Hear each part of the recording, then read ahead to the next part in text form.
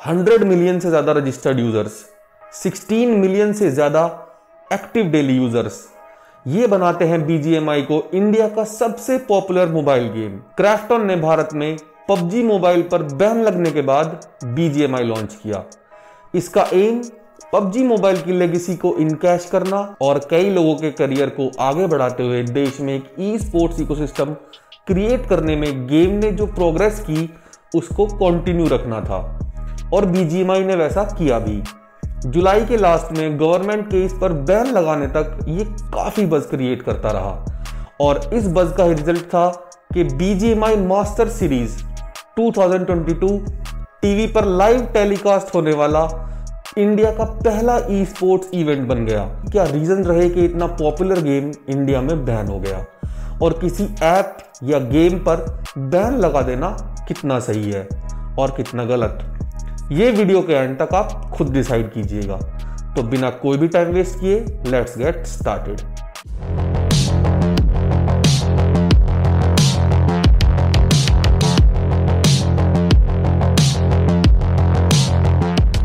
इस साल फरवरी में नॉन प्रॉफिट ऑर्गेनाइजेशन प्रहार और स्वदेशी जागरण मंच जो RSS की इकोनॉमिक ब्रांच है, इन दोनों ऑर्गेनाइजेशंस ने मिनिस्ट्री ऑफ होम अफेयर्स और IT मिनिस्ट्री को IT एक्ट के सेक्शन 69A के अंडर BGMI के चाइनीज इन्फ्लुएंस की इंक्वायरी करने के लिए कई बार लिखा था। रिसेंटली एक इंसिडेंट जहां एक लड़के ने अपनी मां की हत्या कर दी ओवर अ BGMI आर्ग्यूमेंट, ये इंसिडेंट गेम को फिर से गवर्नमेंट की रडार पर ले आया and it was flagged as unsafe for young adults. और गवर्नमेंट के ऑर्डर के बाद एप्पल ऐप स्टोर और गूगल प्ले स्टोर दोनों ने 28 जुलाई को इस गेम को हटा दिया। IT एक्ट के सेक्शन 69A को अगर बहुत शॉर्ट में समझाया जाए तो यह हमारे देश की सॉवरेनिटी और इंटीग्रिटी को सेफगार्ड करने, देश की सिक्योरिटी के लिए और जरूरत पड़ने पर विदेशों के साथ फ्रेंडली रिलेशंस और पब्लिक ऑर्डर को मेंटेन करने के लिए भी इंटरनेट के किसी कंटेंट के एक्सेस को रिस्ट्रिक्ट कर देने के लिए ये सेक्शन 69A गवर्नमेंट को एम्पावर करता है।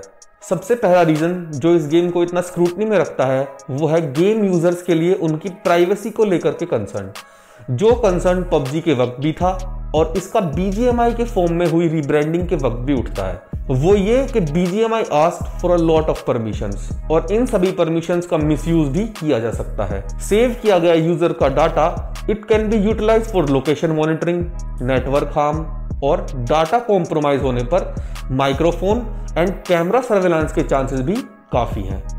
ये सिक्योरिटी थ्रेट हमको बस BGMI या सिर्फ किसी चाइनीज ऐप से ही नहीं है, ये सिक्योरिटी थ्रेट हमको गूगल, फेसबुक और अमेजॉन जैसे बड़े टेक जाइंट्स तक से है।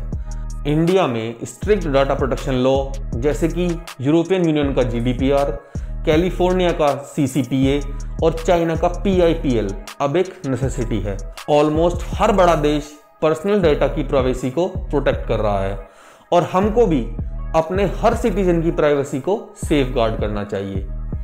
दूसरा रीजन जो इस गेम को शक की नजरों से देखा जाता है वो है इसका चाइनीज कनेक्शन। PUBG बनाने वाली South Korean company Krafton is backed by China's Tencent और यही सबसे बड़ा रीजन है कि हर दूसरा कॉमन इंडियन इसको एक चाइनीज गेम ही समझता और मानता है। और हमारे यहाँ इंडिया में काफी लोगों को लगता है कि हमारे यूजर्स का प्राइवेट डाटा गुपचुप तरीके से चाइना पहुंचाया जा रहा है, जबकि BGMI बनाने वाली कंपनी क्राफ्टन में चाइनीज कंपनी टेंसेंट का शेयर लगभग कोई 13.5% है according to Krafton's regulatory filings. और टेंसेंट का इन्वेस्टमेंट बस कोरियन BGMI में ही नहीं, उसका इन्वेस्टमेंट तो इंडिया के बायजूस, स्विगी, Dream11, हाइक, फ्लिपकार्ट, ओला और पॉलिसी बाजार जैसी बड़ी कंपनीज तक में है। इंडिया की टॉप 30 कंपनीज और स्टार्टअप जिनकी वैल्यू 1 बिलियन से ज्यादा है उनमें से 18 की फंडिंग किसी ना किसी चाइनीज इन्वेस्टर से मिली हुई है।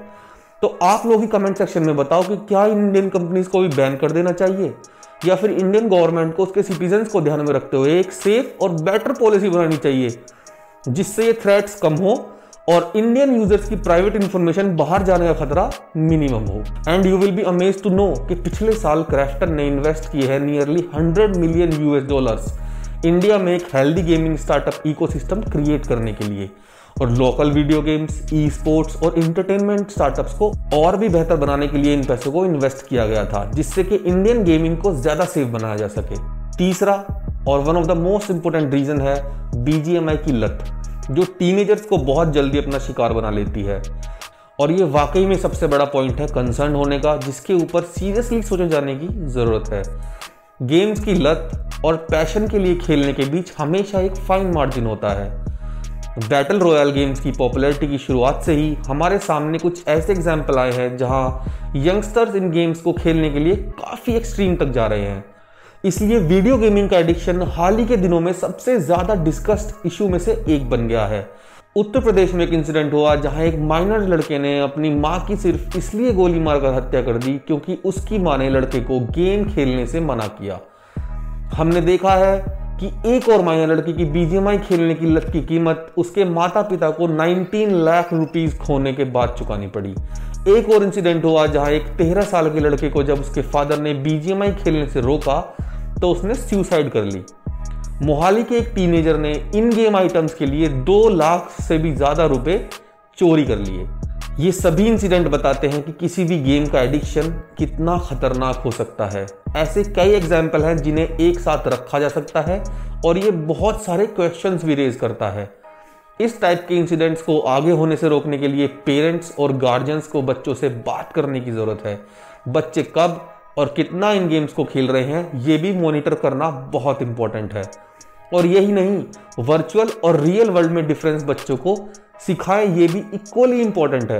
और मुझे तो ये भी लगता है कि पॉपुलर क्रिएटर्स और स्ट्रीमर्स को आगे आना चाहिए और कैसे गेम को ज़्यादा रेस्पॉन्सिबली खेला जाए और कैसे इन सभी गेम्स को टीनेजर्स और यंगस्टर के लिए और सेफ बनाया जाए, इस बारे में टाइम टू टाइम बात करनी चाहिए, जिससे गेमिंग कम्युनिटी के सभी प्लेयर्स के लिए बेटर एनवायरनमेंट तैयार हो। फोर्थ और लीस्ट टॉक्ड अबाउट रीजन जो BGMI को इतना कंट्रोवर्शियल गेम बनाता है वो है BGMI के एक लिमिट से ज्यादा खेलने पर होने वाले साइड इफेक्ट्स, जो किसी के मेंटल और फिजिकल हेल्थ दोनों पर पड़ते हैं, जिनसे आप अवेयर हो, ये बहुत जरूरी है।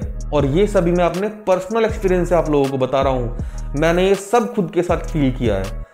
मोबाइल या कंप्यूटर की स्क्रीन को लंबे टाइम तक देखना काफी डेंजरस हो सकता है और इससे माइग्रेन्स और रेगुलर हेडेक होने के चांसेस बन सकते हैं। इसलिए लगातार स्क्रीन पर देखना एक हेल्दी आदत नहीं माना जाता है। और इस गेम को लगातार खेलने से आंखों की रोशनी पर भी काफी फर्क पड़ता है। ज्यादा लंबे टाइम खेलने पर कभी कभी ब्लरी विजन की प्रॉब्लम भी फील होने लगती है। किसी भी गेम को अनहेल्दी पोस्चर में बैठकर खेलने से सर्वाइकल और गर्दन में सीवियर पेन की प्रॉब्लम भी हो सकती है। जिन लोगों ने इस गेम को लंबे समय तक खेला है वो इस बात को जानते हैं कि गर्दन और आंखों में दर्द और हेडेक जो किसी की बॉडी पर सबसे कॉमनली दिखते हैं, इस गेम का माइंड पर सीरियस इफेक्ट पड़ता है, क्योंकि ये सच में एक बहुत सीरियस एडिक्शन है। लोग BGMI को चेन मोड में खेलते हैं और इसी तरह इसको ज्यादा से ज्यादा खेलने की इच्छा बढ़ती रहती है और धीरे धीरे mind get fully filled with this game and the player start thinking only about playing it again and again and again. It is like a psychological trick for the mind. बार बार इस गेम को खेलने की जो एक लत है, ये खेलने वाले की स्लीप साइकिल को भी इफेक्ट करती है। लेकिन अगर इस गेम को कंट्रोल्ड और लिमिटेड मैनर में खेले तो शायद आपको ये गेम कुछ वे में हेल्प भी कर सकता है, क्योंकि इस गेम के डिफरेंट लेवल हैं और ये खेलने वाले को कई नई और अननोन चैलेंजेस की ओर ले जाते हैं। It make your brain work in many ways. साथ ही गेम में कई एलिमेंट्स के माइक्रो मैनेजमेंट से कोऑर्डिनेशन बेटर होता है।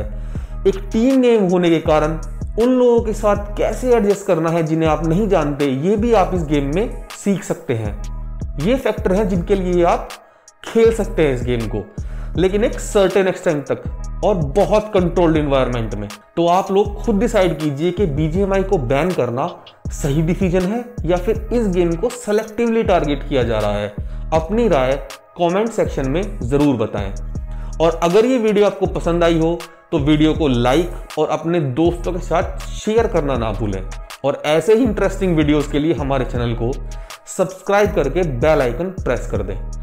तो मेरे ओपिनियन में इंडिया के मोबाइल गेमिंग एनवायरनमेंट को और भी काफी इंप्रूव किया जा सकता है। सबसे पहले तो मुझे उम्मीद है कि एक रेगुलेटरी बॉडी मोबाइल गेम्स के लिए बने, जो गेम्स पर रातों रात बैन लगाने के बजाय टाइम के साथ मॉनिटरिंग करे और हमारे डेटा प्रोटेक्शन लॉ जो 2021 में आ जाने चाहिए थे वो जल्दी आए और इंटरनेट को आपके और मेरे लिए एक ज्यादा बेटर और सेफ स्पेस बनाया जाए। तो आज की वीडियो में इतना ही। अब हम मिलेंगे आपसे नेक्स्ट वीडियो में। तब तक के लिए जय हिंद, सत्यमेव जयते।